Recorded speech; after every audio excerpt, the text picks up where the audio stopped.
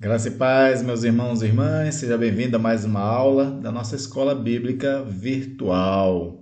Toda terça-feira nós estamos aqui trazendo uma nova lição para edificar a sua vida, para dar uma compreensão maior das Sagradas Escrituras e principalmente sabermos através dessas Sagradas Escrituras o que Deus quer de nós como cristãos nessa temporalidade a qual nós vivemos.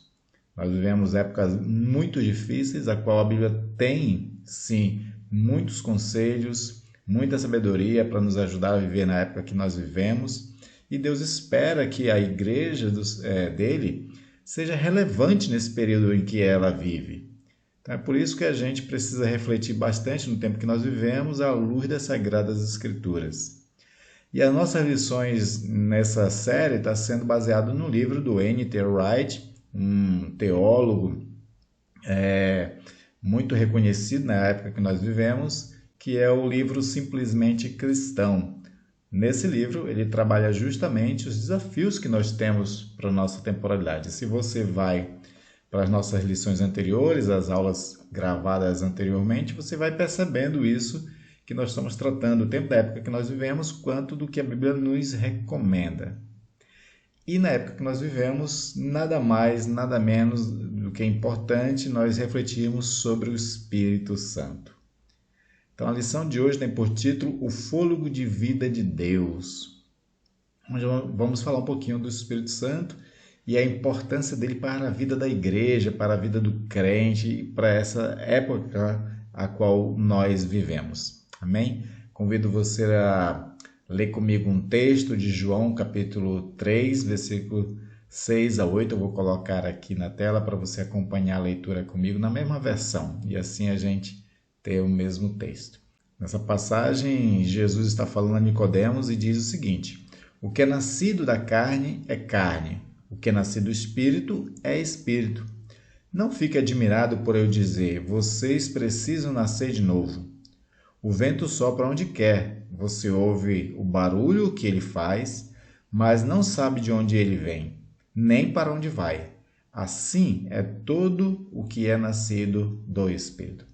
Então, nessa pequena passagem, 3 versículos somente, nós vamos iniciar nossa conversa sobre o Espírito Santo. Mas antes, vamos pedir que o próprio Espírito nos ajude no conhecimento das Sagradas Escrituras, na condução dessa lição, para ser Ele mesmo aquele que vai nos edificar nessa hora. Oremos. Pai Santo e amado, te louvamos, te engrandecemos e te agradecemos por todas as coisas, Senhor. Tu és bendito eternamente, ó Pai. Nesse momento, Senhor, que nós abrimos a Bíblia, lemos uma passagem, vamos refletir em outras passagens, pedimos que o próprio Espírito, foi Ele quem inspirou e Ele seja o que nos ensina também. Que Ele venha falar aos nossos corações, edificar nossas vidas e compreendamos mais a respeito dele mesmo, de como nós podemos viver no Espírito para viver neste mundo presente. Nos ajuda, Senhor, nesse estudo e assim todos nós possamos, Senhor, ser edificados e alimentados pela Tua Palavra. Pedimos isso em nome de Jesus e para a Tua glória, Senhor. Amém. Amém. É interessante, vamos começar a refletir sobre o Espírito Santo numa recomendação muito importante que Jesus dá aos discípulos. Jesus já tinha ressuscitado, Jesus já estava 40 dias depois da sua ressurreição andando com os discípulos, talvez dando mais algumas instruções. Trabalhou ali o coração de Pedro, Pedro que tinha negado o Senhor Jesus na noite da traição. Então Jesus ele vai trabalhando algumas coisas, mas chega um momento em que os discípulos ficam curiosos e perguntam de Jesus o seguinte: Senhor, será agora que Deus vai restaurar o reino a Israel? Então eles estavam empolgados, eles acabaram de ter uma experiência extraordinária, que é ver um homem ressuscitado dos mortos sozinho, porque eles já tinham visto Lázaro ressuscitado dos mortos, mas pelo poder de Deus. Jesus dando a ordem. Agora o próprio Jesus ressurge dentre os mortos e ressurge também as suas esperanças. Aquelas esperanças que eles tinham todas das profecias bíblicas da restauração de Israel. E agora com Jesus ressuscitado, mostrando todo o seu poder, toda a sua glória, manifestando que agora ele tem toda a autoridade nos céus e na terra. Então, a esperança deles é que agora sim as profecias vão se cumprir da restauração de Israel. E aí eles dão uma, digamos assim, uma cutucada em Jesus, para que Jesus comece agora a se movimentar nessa restauração. Mas aí Jesus, né, diz para eles o seguinte: olha, não interessa, não importa para vocês, apesar de quererem, né? Mas não importa para vocês saber a época e as estações que o próprio Pai determinou pela sua própria vontade. Antes, vocês têm que fazer uma coisa. Vocês devem ficar aqui em Jerusalém e orando, buscando, até que do alto sejam revestidos de poder, né? Essa é a ordem para que eles ficassem buscando o Espírito Santo. E para eles isso é uma novidade. Como assim vamos buscar o Espírito Santo? Como assim nós temos que esperar o Espírito Santo? Eles achavam que Jesus já ia fazer tudo o que, né, eles imaginavam nas suas interpretações, né, do Antigo Testamento. Então Jesus dá essa ordem, porque a princípio eles, nesse entusiasmo que eles estão de terem Jesus ressuscitado com todo o poder e glória, eles já podiam fazer alguma coisa, os próprios discípulos. E aí Jesus revela para eles: não, vocês não podem fazer nada por enquanto, até que do alto sejam revestidos de poder. E aí Jesus traz uma compreensão muito interessante que esses discípulos que já compõem ali a primeira igreja, uma igreja que tem que anunciar, porque Jesus diz isso, né? Até do alto seja revestido de poder, vocês serem minhas testemunhas em Jerusalém, Judéia, Samaria, aos confins da terra. Então, para essa igreja iniciar a obra, elas têm que esperar o Espírito Santo, interceder, consagrar-se para que esse Espírito Santo venha a eles, porque é o Espírito Santo que vai caminhar com a igreja. Nada os discípulos podiam fazer sem que antes viesse o Espírito Santo. Essa é a compreensão que Jesus está dando para eles.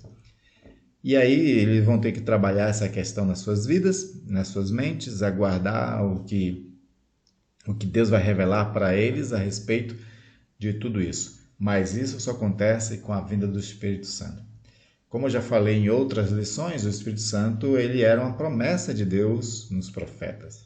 Até então o Espírito Santo ele vinha pontualmente, né? Ele vinha sobre o sacerdote, ele vinha sobre um rei, sobre um profeta, veio sobre os juízes lá na época do registro dos juízes, né, que foram 400 anos entre Moisés e o primeiro rei. Naqueles 400 anos, o Espírito Santo vinha esporadicamente ali, né, capacitava um daqueles juízes, né, para governar e libertar Israel dos seus inimigos. Então eram pontuais. Agora, a promessa que Deus está fazendo é de enviar o seu Espírito nos últimos dias para que houvesse um mover de uma ação salvadora e libertadora. E aí isso se cumpre no dia do Pentecostes, onde o próprio Pedro agora, pelo Espírito Santo, capacitado pelo Espírito Santo, prega aqueles primeiros ouvintes na força desse Espírito Santo e compreendendo já agora os profetas. E aí ele interpreta Joel.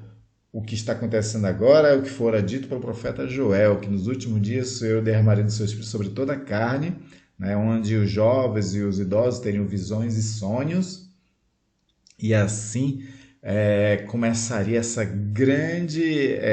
grande movimento salvador. Então, de fato, o Espírito Santo começou a caminhar com a igreja e caminha com a igreja até os dias de hoje, né? O objetivo do Espírito Santo, o envio do Espírito Santo, é para capacitar os seguidores de Jesus a levar as boas novas a este mundo perdido, a este mundo que se encontra em trevas, a este mundo que só tem como ser convencido dos seus pecados, né, dos seus erros, pelo Espírito Santo, porque é o Espírito Santo que convence o homem do pecado, da justiça e do juízo. Então, é o Espírito Santo que é a promessa de Jesus, cumprindo a promessa de Deus e vindo ao mundo. Então, começa tudo aí, não é? E aí, para nós, é muito importante esse entendimento de que Jesus diz: não façam nada até que do alto seja revestido de poder, porque nada nós podemos fazer pelo reino de Deus sem o Espírito Santo.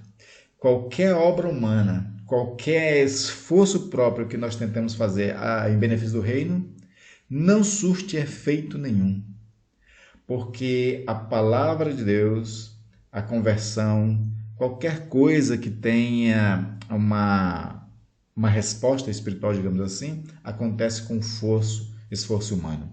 Não é por força e nem por violência, mas é pelo meu espírito, diz o Senhor lá nos profetas. Então, aquela ideia da igreja medieval de espalhar o cristianismo através da luta da espada é uma visão errada, porque não é por força e nem por violência, é pelo Espírito de Deus que convence o homem do pecado, da justiça e do juízo. Não é? A pessoa mais sábia que você possa encontrar, inteligente, estudiosa, que prega a Bíblia, mas sem pregar no Espírito, ele está falando no vazio. Não existe poder nenhum numa fala onde o Espírito não atua juntamente com a palavra. E o desejo de Deus, o projeto de Deus, a ação de Deus na palavra acontece por intermédio do Espírito. Palavra e Espírito caminham junto. Palavra e igreja, elas são fortalecidas na ação do Espírito Santo. É o Espírito Santo quem de fato foi dado à igreja para compartilhar a vida de Jesus Cristo, a obra e os efeitos da obra salvífica de Jesus. Tudo que Jesus fez na cruz e na sua ressurreição, o Espírito Santo ele efetua no meio da igreja para que a igreja tenha de fato poder de compartilhar vida.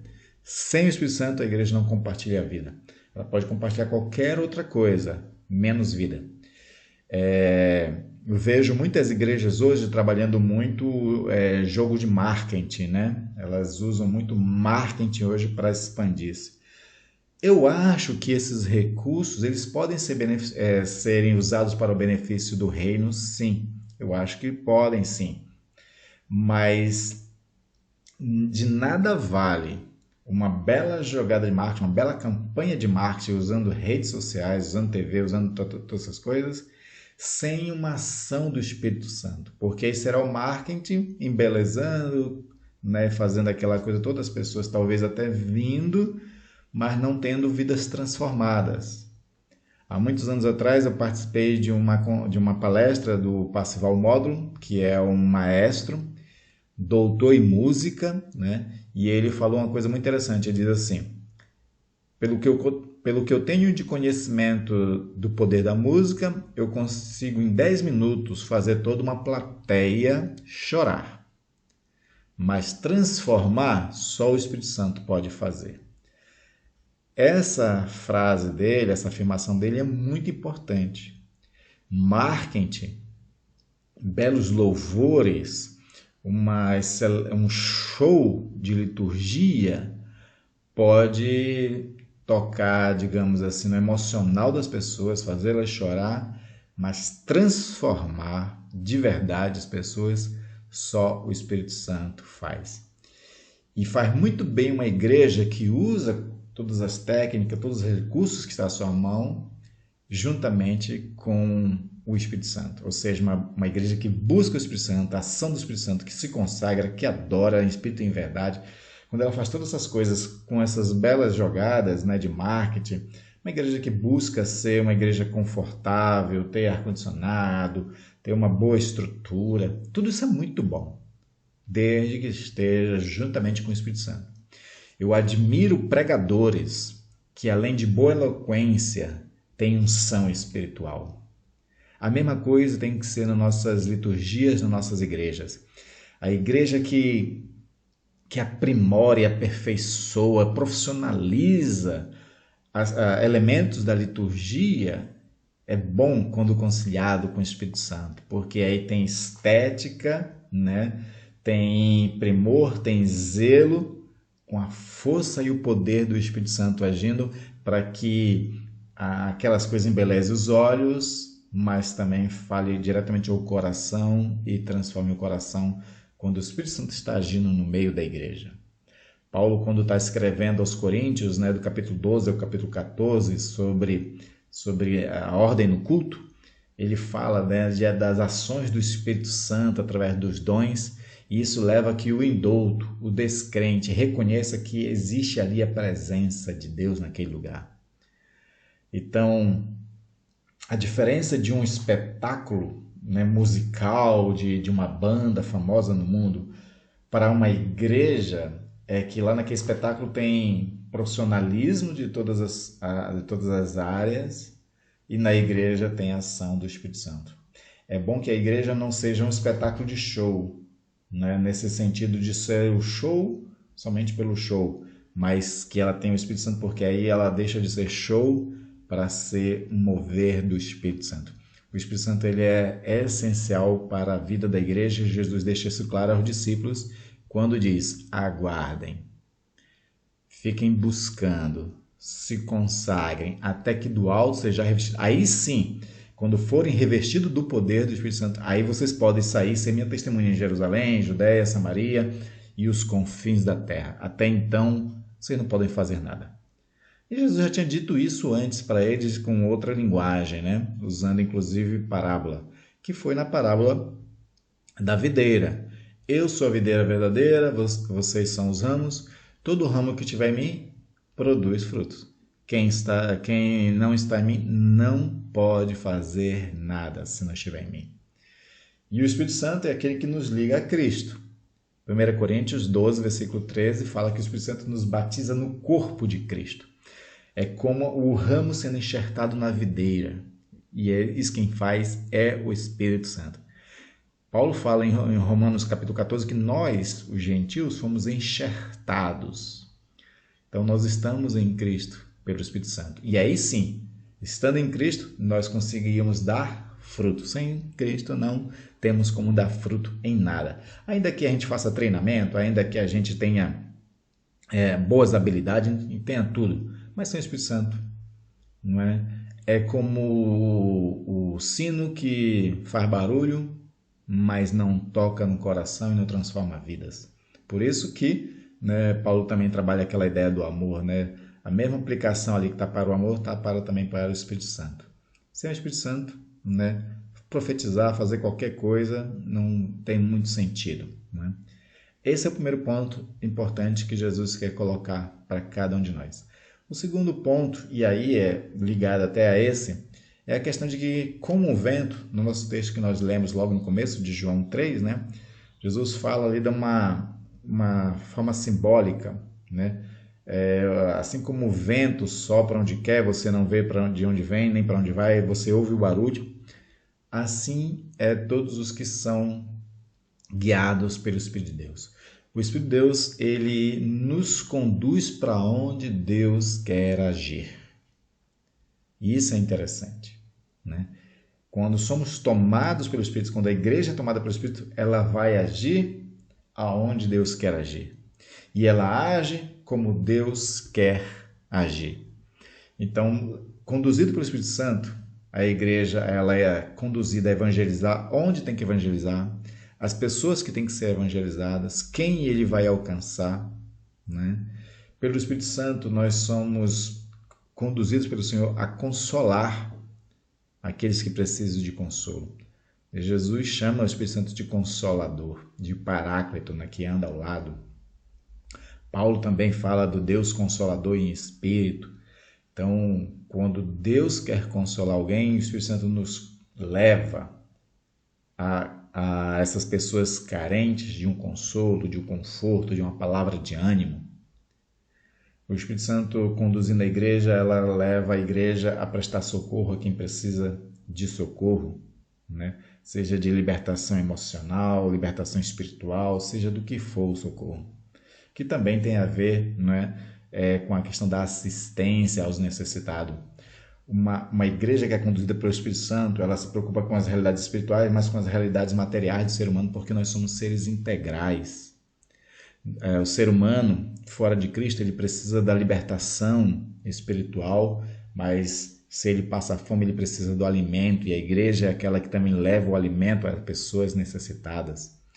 Jesus, ele elogia a igreja que vai visitar o preso, que vai vestir o que está nu, que vai dar água de beber ao que está com sede, ao que dá alimento ao que está com fome. Ele vai chamar essas pessoas de benditos de meu Pai. Vinde e entrai para o gozo do Senhor. A igreja que faz isso é porque ela está sendo conduzida pelo Espírito Santo, ela tem sensibilidade para saber aonde ela pode ser relevante, aonde ela pode ser útil. É o Espírito Santo que conduz a igreja nisso. Por isso a igreja precisa ter discernimento espiritual. É triste uma igreja que não tem discernimento espiritual porque ela atira para todos os lados, ela faz de tudo, ela faz de movimento. Sabe aquelas igrejas que no início do ano pega o calendário, vê todos os feriados e faz um monte de programação? Né? Eu sou a favor da igreja que se organiza, da igreja que tem um bom planejamento. A igreja tem que fazer planejamentos, ter planos, né? Ter alvos para alcançar, cumprindo a sua missão, mas que tudo isso seja feito na direção do Espírito Santo, porque o Espírito Santo é quem sabe quais são as necessidades da igreja local, do bairro, da cidade onde ela vive. O Espírito Santo é que sabe a necessidade do mundo, ela é que sabe a necessidade das pessoas. Então, quando a igreja se reúne para planejar, ela tem que se consagrar ao Senhor. O término de uma reunião de planejamento tem que ser igual a de Atos dos Apóstolos. Numa das reuniões que foi realizada em Atos dos Apóstolos, dos discípulos, eles terminaram dizendo o seguinte: coube bem ao Espírito Santo e a nós tomar tais decisões. Ou seja, o Espírito Santo, ele conduz a igreja a agir onde Deus quer agir. Sem o Espírito Santo, a igreja ela é cega. Ela está que nem a igreja lá de Laodiceia, em Apocalipse capítulo 3, né?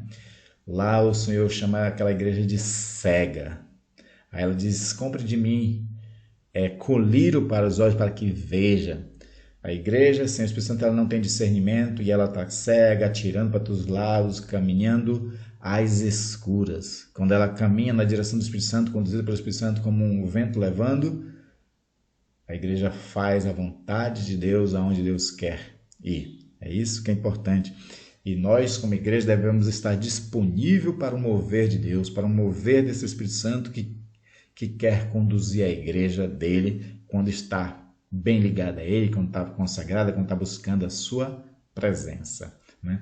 E por último, nessa aula, eu quero também falar sobre a importância do Espírito Santo como a herança dos bens vindouros. É interessante uma coisa que a Bíblia coloca muita gente na perspectiva de um futuro, né? Porque a Bíblia ela tem para nós norte, ela nos dá esperança. E dentro dessa esperança, ela nos leva a ver o futuro, os novos céus, a nova terra, a restauração de todas as coisas, né? E nesse futuro, a qual ela pede para a gente olhar sempre, viver em perspectiva desse futuro, né? Tem uma coisa que já está presente, ou seja, um futuro que já chegou para nós. E esse futuro que já chegou para nós é o Espírito Santo. Eu gosto muito quando Paulo diz assim que eu deixo as coisas para trás, né? As coisas velhas para trás, e me esqueço das coisas, né, do passado, deixo para trás e prossigo para o alvo, para o prêmio da soberana vocação em Cristo Jesus. Né? Ele é essa pessoa que vive em perspectiva de um futuro, mas sabendo que ele já conta com algo presente, que é o Espírito Santo. Então Paulo vai dizer lá aos Efésios, no capítulo 1, versículo 14, o seguinte: o Espírito é a garantia da nossa herança, até o dia em que Deus nos resgatará como sua propriedade para o louvor de sua glória. O Espírito Santo é a garantia da nossa herança. Nós temos os bens futuros, os bens vindouros, que é outra expressão bíblica, né? Eles nos pertencem e para uma garantia de que esses bens futuros serão nos dados, o Senhor já antecipou o Espírito Santo. ele é a garantia. Uma outra expressão, em outra tradução, fala penhor da nossa herança, né? Penhor é aquela coisa que você dá em garantia para um outro bem, para você ter um outro bem. Então, o Espírito Santo é esse penhor, ele é essa garantia dos bens futuros. Então, quando a gente experimenta viver no Espírito, a gente já está usufruindo dos bens futuros. Outra coisa importante nessa questão tem a ver com as lições anteriores, quando eu falei sobre o reino de Deus.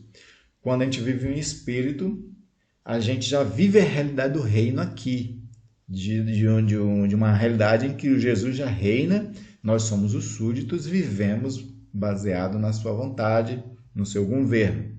O Espírito Santo é quem possibilita isso, para que a gente viva a realidade do reino.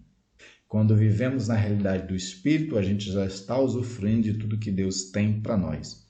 É interessante que dentro desse mesmo capítulo de Efésios 1:14, no versículo 3, Paulo diz o seguinte: bendito seja Deus e Pai nosso Senhor Jesus Cristo, que já nos abençoou com toda sorte de bênção espiritual nas regiões celestiais. Ou seja, o Espírito Santo ele torna presente nas nossas vidas um futuro que ainda vem. E isso é uma realidade que a nossa mente ainda não consegue entender porque a gente pensa de forma cronológica. Cronológica é segundos, minutos, horas, dias e assim por diante. A realidade do Espírito, ele une presente e futuro. E nós vivemos o futuro quando vivemos no Espírito Santo. Então, é interessante a gente fazer esse exercício de lembrar do futuro. Lembrar quem nós somos em Cristo Jesus.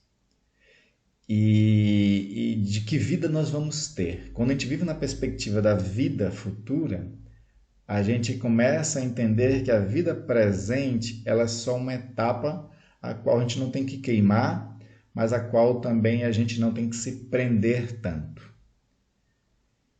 E aí, vivendo na perspectiva do futuro, a gente vive aqui na vontade de Deus sem se perder neste mundo, porque a gente está em perspectiva do nosso futuro já garantido e nos dado pelo Espírito Santo.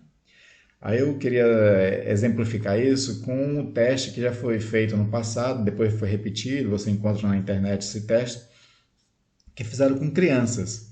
Pegaram várias crianças, botaram em salas diferentes, né? E disseram, aí botavam um chocolate na mesa para aquela criança e dizia o seguinte àquela criança: olha, você tem aqui um chocolate, eu vou dar uma saída. Se esse chocolate você não comer ele logo, quando eu voltar e ele estiver aí, você vai ganhar outro chocolate. Mas se você comer ele antes de eu voltar, você vai ficar só com esse chocolate mesmo. É interessante que teve crianças, né, que comeram chocolate, não souberam esperar, e teve aquelas que, na perspectiva de ganhar em dobro, esperou a pessoa voltar para comer 2. Né? As primeiras crianças que foram feitas esse teste no passado, os pesquisadores foram analisar a vida dessas pessoas quando elas cresceram, e aquelas que comeram logo o chocolate são pessoas que não conquistaram muita coisa na vida porque eles eram imediatistas. Não eram pessoas que planejavam a longo prazo e não viviam na perspectiva de futuro para grandes coisas. Né?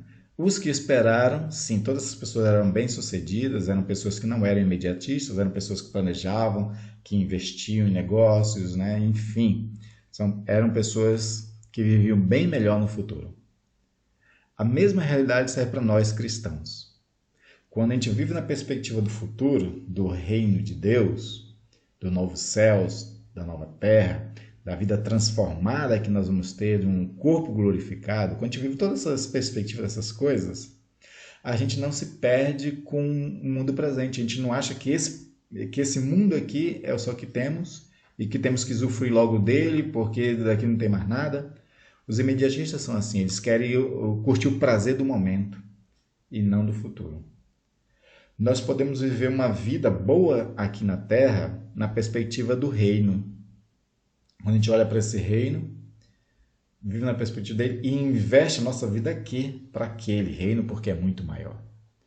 Jesus disse que o reino de Deus é comparado a um tesouro escondido numa propriedade, em que a pessoa que descobre aquilo, ela vende tudo que tem para comprar somente aquela propriedade e ter usufruto do tesouro ali escondido. O reino de Deus é esse tesouro que a gente já pode gozar no presente, na realidade do Espírito Santo, mas que a gente está investindo as nossas vidas para poder usufruir dele totalmente no futuro, né? Então a gente não pode se perder no presente. E o Espírito Santo nos ajuda a gente não se perder no presente, né? É isso que a gente tem que atentar para essa realidade. Então o Espírito Santo, ele é a presença pessoal do Deus vivo aqui na Terra, né? Conduzindo cada um de nós, a igreja, né? Para aquilo que ele quer. Ele também nos adverte, ele nos repreende, ele se entristece quando a gente falha, mas ele também se celebra quando a gente tem pequenos avanços de crescimento espiritual, quando a gente tem práticas de amor, quando a gente tem práticas de serviço, o Espírito Santo se alegra conosco. Paulo recomenda a gente não entristecer o Espírito Santo de Deus, não é? Então que a gente faça isso, que a gente não entristeça o Espírito Santo de Deus. Devemos buscar o Espírito Santo cada vez mais, né? A gente já tem ele, já foi nos dado, mas a gente pode viver na plenitude, que é quando a gente se enche do Espírito Santo. E aí, se enchendo do Espírito Santo, nós somos capacitados para todas as coisas. Pelo Espírito Santo para fazer a obra de Deus e poder viver uma vida melhor, mais saudável, mais feliz também. O Espírito Santo ele vai nos conduzir para agir onde Deus quer agir. E o Espírito Santo já é o nosso bem presente das realidades futuras. Amém, queridos? Na próxima aula nós vamos continuar falando do Espírito Santo, só que agora na perspectiva da teologia paulina, onde ele trabalha a ideia de viver no Espírito Santo, andar no Espírito. Então eu espero que você tenha aprendido mais alguma coisa do Espírito Santo nessa aula. Se ficou alguma dúvida, nos escreva nos comentários que a gente responde na próxima aula. E não deixe de assistir a continuidade dessa lição, Viver pelo Espírito Santo. Amém? Que Deus abençoe e até a próxima.